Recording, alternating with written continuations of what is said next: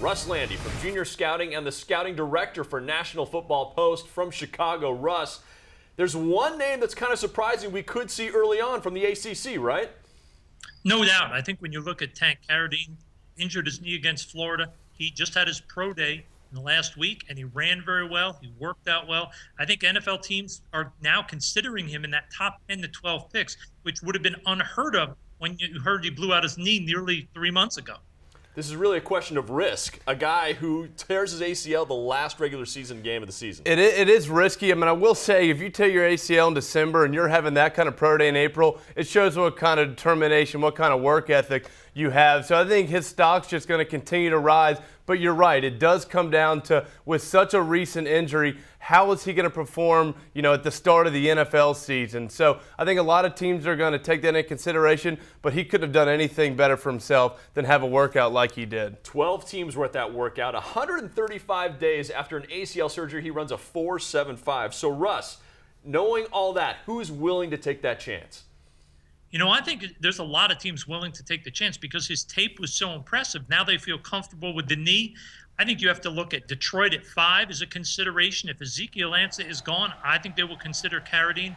I think you also have to look strongly at the New York Jets. They need outside pass rush help. I think they like Barkevious Mingo, but I think they may be leaning towards a guy like Carradine. He's a bigger, stronger guy than Mingo, and I think he could set the edge a little bit better in the Jets' 3-4 defense.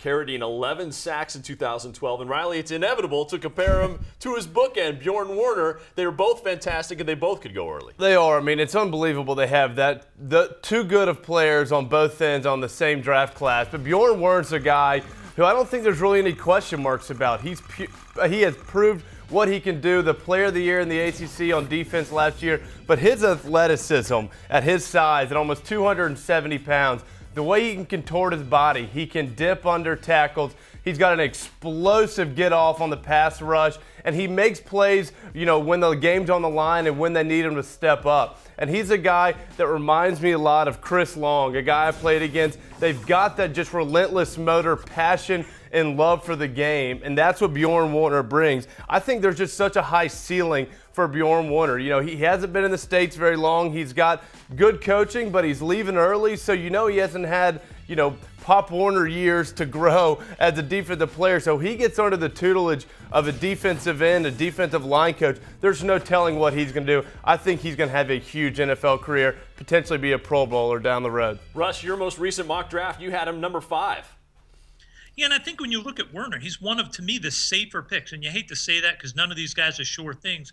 But Werner is an underrated athlete. He had a great pro day where he really showed that he is an elite athlete.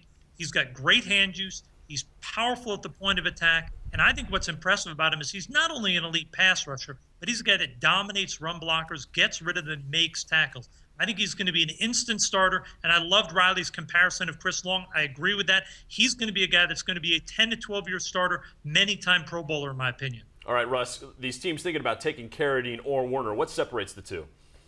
Well, I think when you look at him, I think Werner is a more polished product. I think Carradine is a guy with a little bit more upside and potential, but there's more risk involved. He's a one-year starter who blew out his knee at the end of the season. So if you're a GM, you have to have a lot of courage to take him over a guy like Werner, who is pretty much ready to plug and play, as the NFL teams like to call it.